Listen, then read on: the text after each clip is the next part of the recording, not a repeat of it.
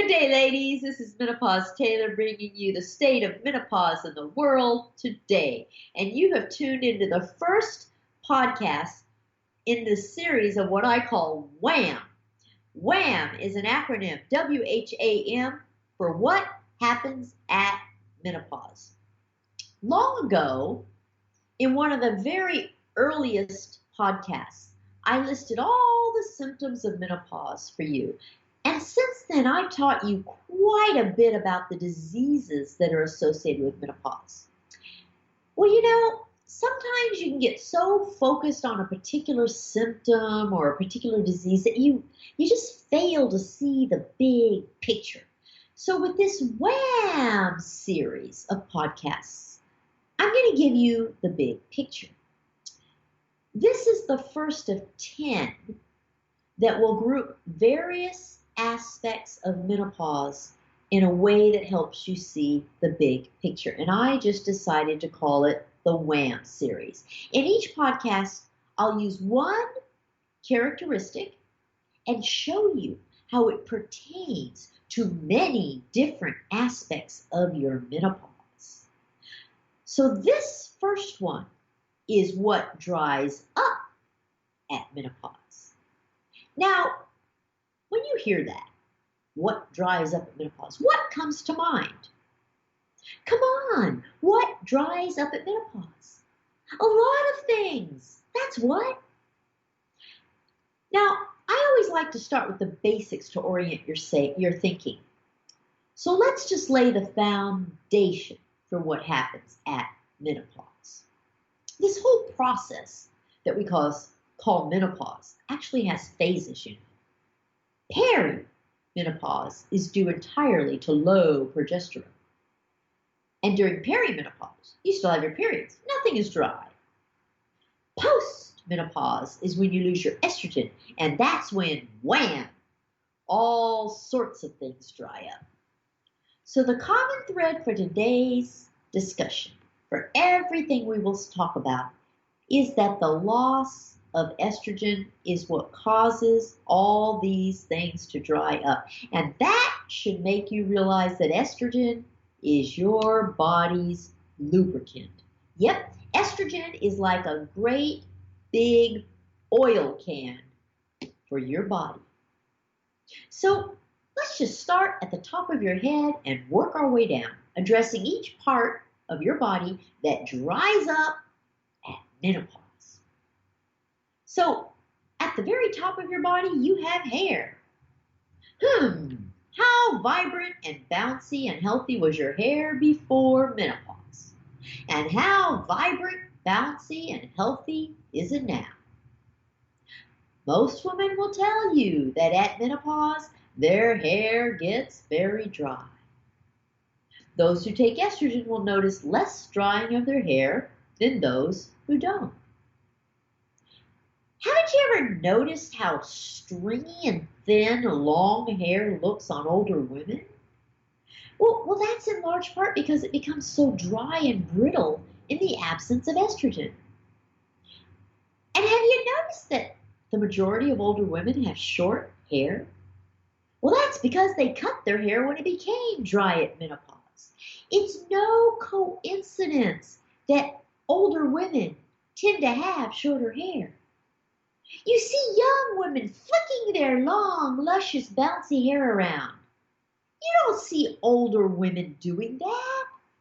They're more likely to sport a short, smart hairstyle. So estrogen is what makes your hair luscious, and estrogen loss is what makes it dry. And just under your hair is your brain. You know how your brain is clear and crisp before menopause? I mean, you can remember everything. And you know how your brain gets really foggy at menopause? And you just can't think clearly? Well, do you know why? Because estrogen was fuel for your brain. Without it, your brain starts drying up. And you know how I've taught you that your risk for Alzheimer's disease increases at the time of menopause? How many premenopausal women get Alzheimer's? Hardly any. Estrogen loss and Alzheimer's are absolutely correlated. Without estrogen, your brain starts to dry up and literally disappear. Before menopause, your brain is full and heavy. After menopause, it's all dried up. Next comes your skin. Oh my God. Dry skin is one of the most common complaints about menopause.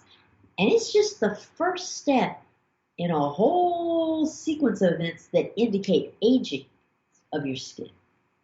First, you lose estrogen, and wham! That causes your skin to become really, really dry.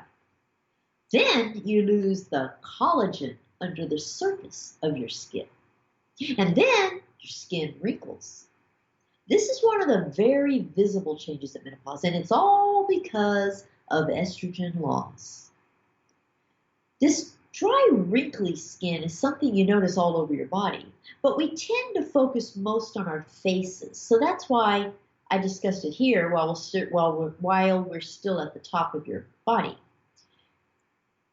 But on your face, there are actually other things that dry up. Many women notice dry eyes at the time of menopause. Some start to have itchy eyes. Some have red eyes. Some even have visual difficulties from all this. All are due to estrogen loss. Estrogen plays a part in how well your eyes lubricate. Do you see how all these things are connected? Have you ever put them all together like this? Oh, and many women notice a dry mouth at the time of menopause. Some describe it as burning tongue. And again, it's due to estrogen loss. You see, a lubricant is a lubricant, and estrogen serves to lubricate every part of your body that requires any lubrication. That's why so many of the consequences of menopause involve drying up. Okay, now we come to your heart, or more specifically, the arteries of your heart. Have you ever heard of hardening of the arteries? Well, that's exactly what happens at menopause. Before menopause, your arteries are soft and supple. And because they're soft and supple, they're very flexible and they can withstand trauma easily. And guess what makes them soft and supple? Estrogen. But when you lose your estrogen, they begin to harden. As they harden, they just don't have that flexibility they once had. And with time, they become rock hard. That's when your risk for a heart attack skyrockets. None of this hardening of the arteries begins until you lose your estrogen. That's why so many women have heart attacks once they become postmenopausal.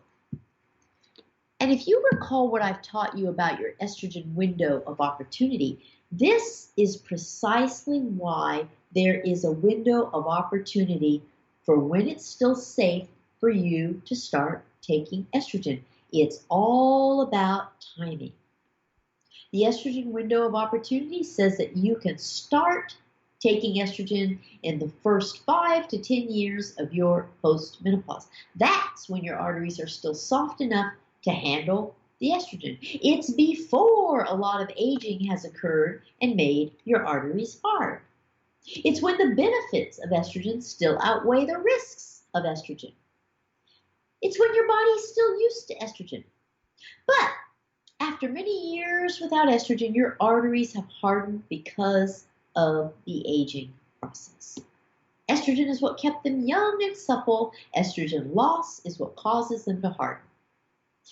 If you introduce estrogen after they've hardened, the risks can be greater than the benefits.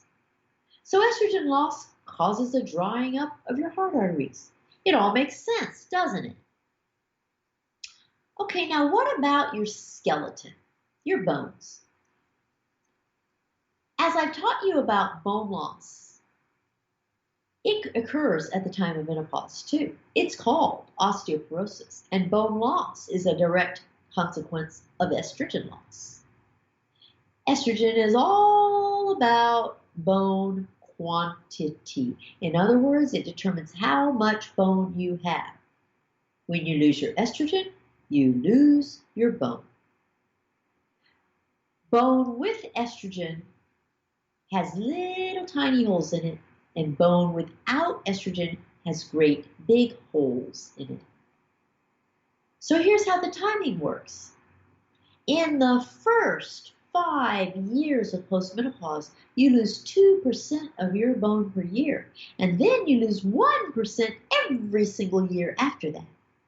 This is why postmenopausal women break their hips and spines. They have too little bone. And it's all because estrogen loss made their bones dry up. Now, think about this. A postmenopausal woman falls and breaks her hip or spine. You've been falling all your life. Has a simple fall ever caused you to break your hip or spine before postmenopause? No, and that's because you had more bone before postmenopause. Okay, speaking of bones, what about the space between your bones, like your joints? One of the symptoms of menopause is joint pain and joint stiffness. Well, do you know why? Well, because estrogen is a joint lubricant. It does for your joints what an oil can does for a door hinge. Without lubrication, a door hinge becomes rusty. The hinge gets old, and flakes of rust start to build up in the hinge. And what happens when you try to open a door with a rusty door hinge? It creaks and stalls and sticks. And if it had a nervous system, it would hurt. If you stop moving the door, it'll become completely immobile. This is the very same thing that happens to your joints. But instead of rust, collagen fragments flake off into the joint space. And they make your joint stiff and painful, just like the rusty door hinge. If you stop moving the joint, it becomes immobile. You see, it's a use it or fuse it phenomenon, and it's all because of estrogen loss. I know that this is pretty depressing when you put it all together like this, but it helps you to understand the common themes and understand why estrogen is such a lubricant for so many different parts of your body. And of course, we can't forget about your uterus. It dries up too. It used to shed its lining in the form of a period, right? But at postmenopause, you stop having periods, all because of estrogen loss. And what about your ovaries? The drying up of your ovaries is obvious, right? I mean, your ovaries produce estrogen. And when they stop producing estrogen, at the time of postmenopause, they dry up. This change in our ovaries at postmenopause is a very obvious visual change. A premenopausal ovary is plump and full and white and glistening. And it's about the size of a small egg or a large lychee fruit. But a postmenopausal ovary is very dry, all shriveled up, completely inactive, and about the size of an almond. So menopause definitely causes your ovaries to dry up. And now for the most obvious body part of all, your vagina. Vaginal dryness is the absolute most common problem at menopause. And I know you thought it was hot flashes, but it isn't. Hot flashes are just the thing that everyone will talk about. Dry vagina is the thing that gives women the biggest problem. And neither hot flashes nor dry vaginas are as important as a heart attack.